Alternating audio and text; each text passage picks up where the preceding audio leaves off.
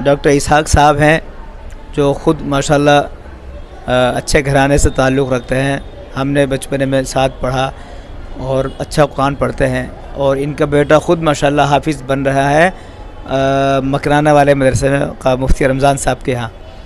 तो डॉक्टर साहब को ये देखना है कि भाई आप माशाल्लाह क्या तरतीब है पढ़ने की, किस तरह से मशक़ वगैरह होती है। तो अच्छा लगा माशाल्लाह, मुझे उम्मीद है डॉक्टर साहब को अच्छा लगेगा। डॉक्टर साहब आपसे 2 बातें कहेंगे खाली इनसे मेहनत से पढ़ने के लिए और कुछ ख़ुसूसी। अस्सलामु अलैकुम व रहमतुल्लाहि व बरकातहू।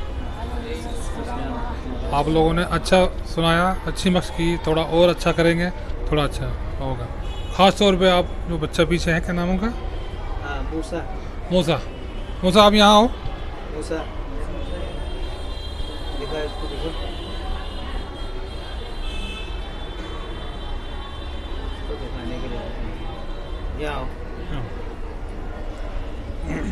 ख़ास तौर पे आपके लिए आपको पढ़ना है, डरना झिझकना नहीं है आपको।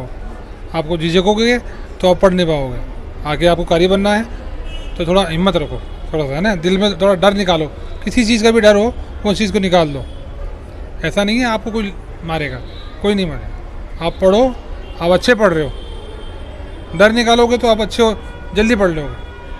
ठीक है, डर निकालो। इनके लिए तुम्हारे नहीं, और इनके लिए आप अपने दिल से झिझक, हाँ, डर वगैरह सब निकालो। किसी चीज़ का भी डर हो आपको, पापा का, मम्मी का, कि मैं ये करूँगा तो ये मुझे पिटाई कर देंगे, ये कर देंगे, उस चीज़ को डर निकालोगे तो वो जो डर निकलेगा आपका, वो इसमें काम आएगा, पढ़ने में काम आएगा। वो जो हकलाहट है ना आपकी जुबान पर, वो भी खत्म हो जाएगी। ये बीमारी नहीं है। आप ये सोचते हो कि ये मेरी बीमारी है हकलाहट।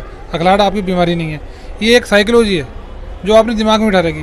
वो दिमाग से निकालोगे तो आप इंशाल्लाह बहुत अच्छा हो जाओगे। ठीक है।